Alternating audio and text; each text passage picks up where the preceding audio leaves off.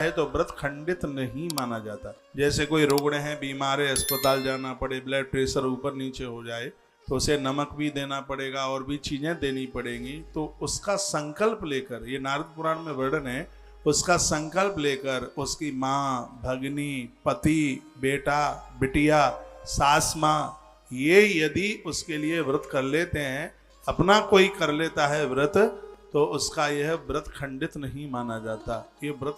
दूसरी बात, नारी के ऋतुकाल धर्म में वह नारी देवताओं को नहीं छू सकती, ग्रंथ को नहीं छू सकती, पूज्य लोगों को नहीं छू सकती, तो फिर वो क्या करे?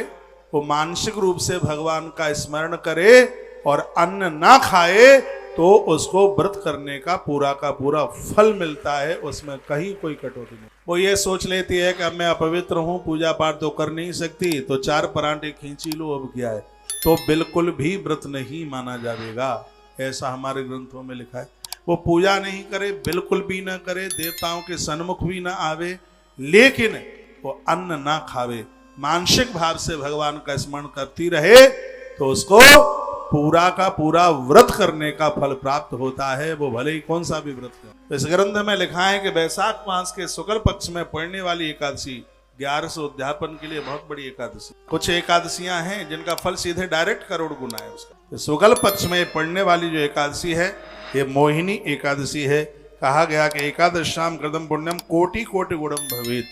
वैशाख के शुक्ल पक्ष में पड़ने वाली एकादशी करोड़ गुना इसका फल प्राप्त हो जाता है। आप लिख ही रहे हैं तो एक बात लिख लीजिएगा, जो लोग एकादशी के पवित्र समय पर पति और पत्नी संसारिक कर्मों में वो उसमें रत रहते हैं, जो लोग मांस भक्षण करते हैं, शराब पीते हैं, तो इसमें ये श्लोक में लिखा है कि उन लोगों को गौ हत्या और अपने पिता की हत्या करने का तत्काल उन्हें पाप लगता है। श्लोक बोले देता हूं। लिखा है कि सगो धृष्य कृतघ्नश्च महास्मृतः। वर्णन है कि पिता को मारने से, उसका वध करने से जो पाप लगता है, गाय को मारने से जो पाप लगता है, उसी प्रकार से एकादशी के दिन सांसारिक कर्मों में, स्त्री पुरुष के संबंध में, शराब पीने पर, मांस भक्षण करने पर लोगों को वही पाप लगता है। मैंने पूर्व में निवेदन किया है, एकादशी पर्व की तिथियां, श्राद्ध, नवरात्रा, इन दिनों में बच्चों का जन्म शुभ है, लेकिन इन दिनों में गर्भ में संतान आवे वो बिल्कुल भी शुभ नहीं है।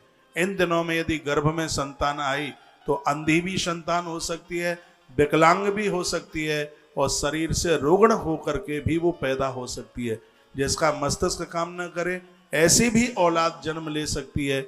इसलिए हमारे ग्रंथों में लिखा है कि पति और पत्नी को चाहिए कि कुछ तिथियां ऐसी हैं जिनमें आराधना, पूजा पाठ को कम न होने दें। उसमें इन तिथियों में तो उनको ये भी ना पता लगे कि तुम विवाहित जीवन जी रहे हो। उसमें नवरात्रा हैं चारों, उसमें शिव महारात्रि है, और उसमें मकर संक्रांति है, उसमें श्राद्ध के 16 दिन हैं, और उसमें प्रत्येक एकादशी है, अमावस्या है और पूर्णिमा है।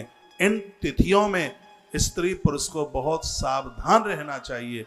इस ग्रंथ में तो लिखा है, यदि गलती कर दी तो सीधे गाय मारने का और पिता की हत्या करने का पाप लगता है। श्लोक है, श्लोक नंबर 7 है, 22 नंबर का अध्याय है, वैशाख महात्म्य स्कंद पुराण, अध्याय नंबर 22 और श्लोक नंबर 7।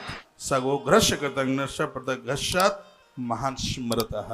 कहा उनको गैया और पिता की हत्या करने का पाप लगता है यदि उन्होंने ऐसी पवित्र तिथि में यदि कोई अपराध कर